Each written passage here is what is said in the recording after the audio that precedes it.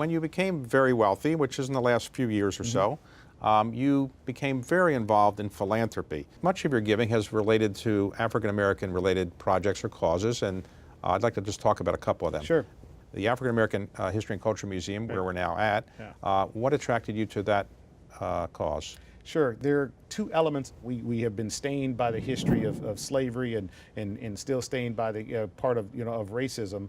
But what we need to do is make sure we have a monument to the people who have actually put their blood into the soil that created what is the best country in the world. So that's point number one.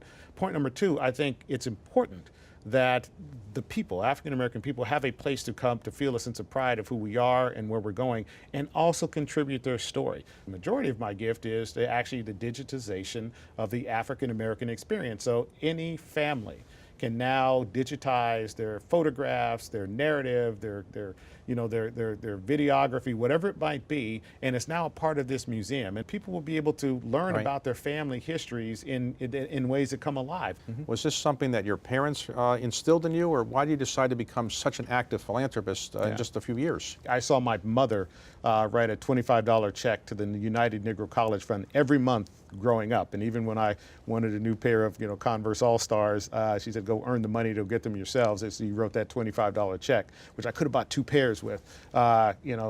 She instilled in me the importance of giving to the community. I saw my father, who was on the board and ran the local YMCA, it was the East Denver YMCA, and how he contributed time and energy and intellectual capacity on raising funds so the kids in our neighborhood could go and spend camps or summer camp and enjoy the outdoors and understand the importance of the outdoors and building one's sense of spirit and one's soul. So all through my life, growing up, philanthropic endeavors were part of my family dynamic. You signed the Giving Pledge. Was that hard to do, which says you're going to give away half your wealth? Yeah. It wasn't hard.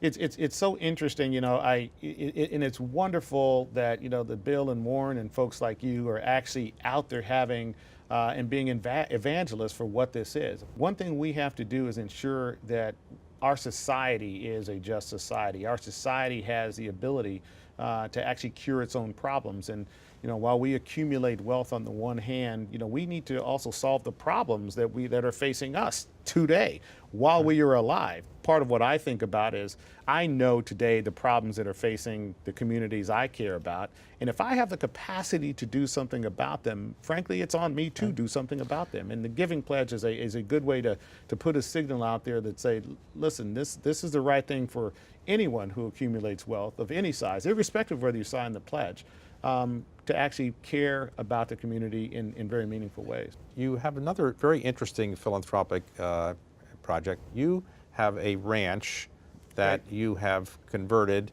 Yeah. It's called Lincoln Hills. It's actually the oldest African American resort community founded by African Americans. And it was founded as a place where African Americans could buy a plot of land for $25, build a cabin, and that's where they would come in summer and spend their vacations. I went up there the first time when I was just 6 months old. So it goes way back in history. Everyone from Duke Ellington to Zora Neale Hurston to Langston Hughes and Count Basie all come there. They stayed there because they could not stay in the hotels in Denver during that period of history. So over time, after desegregation, like a lot of the African American institutions kind of fell in disrepair and got sold off in different parts. And now we've developed a wonderful program that serves our community in so many different ways. 6,000 inner city kids every summer come to the ranch. We also get to about 200 to 300 wounded veterans every year.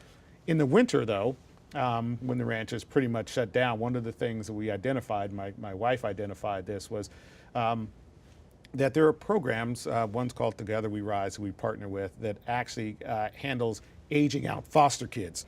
So now we have built at the ranch a 16-bedroom ranch house, and we can host up to 30 kids during the holidays. So we host them and do all sorts of fun activities with them.